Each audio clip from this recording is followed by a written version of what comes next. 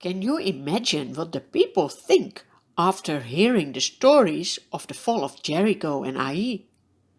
The kings who live in the country come together and say, "We need to fight hand in hand against Joshua." But the people from the city Gibeon do something else. They resort a ruse. They load their donkeys with worn-out sacks and old wineskins. And they put on worn and patched sandals on their feet and wear old clothes. They take bread that is dry and moldy, and then they go to Joshua. When they come to Joshua in the camp, they say to him and to the Israelites, "We have come from a very far country. We want you to make a covenant with us." The Israelites say, "But perhaps you live very near to us, so how can we make a covenant with you?" But they answer, "We are your servants." Then Joshua asks, "Who are you, and where do you come from?" They answer, "Your servants have come from very far, because we heard about the Lord your God, what he has done in Egypt and in Jericho and in Ai. So the people in our country said to us, 'Take provisions for your journey. Go and meet them and say to them, "We are your servants. Make a covenant with us." This bread was warm when we packed it at home on the day we left to come to you. But now see how dry and moldy it is. And these wineskins that we filled were new, but see how cracked they are, and our clothes and sandals are worn out by the very long journey." Oh yes, the Israelites see it all and they think this must be the truth. But they forget a very important thing. They don't ask the Lord what to do.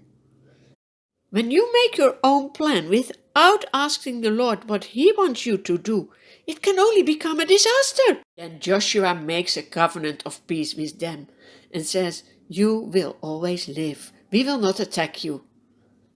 And the leaders of the Israelites ratify it by oath. 3 days later, the Israelites find out that these men were just their neighbors living near them.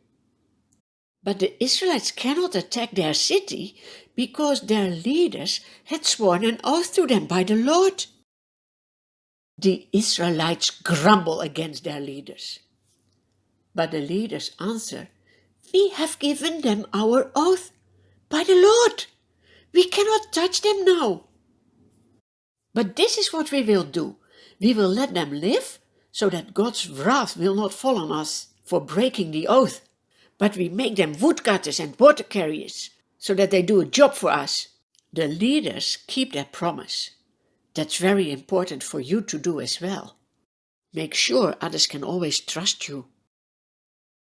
Then Joshua summons the Gibeonites and says, "Why did you deceive us by saying we live a long way from you, while actually you live near us? You are now under a curse. You will never be released from service as woodcutters and water carriers for the house of my God." They answer, "Your servants were clearly told how the Lord your God had commanded his servant Moses to give you the whole land and to wipe out all its inhabitants from before you. So we feared for our lives because of you, and that is why we did this. We are now in your hands. Do to us whatever seems good and right to you." So from that day on, the Gibeonites are water carriers and woodcutters for the people of Israel, for their own needs, but also for the service of the house of the Lord.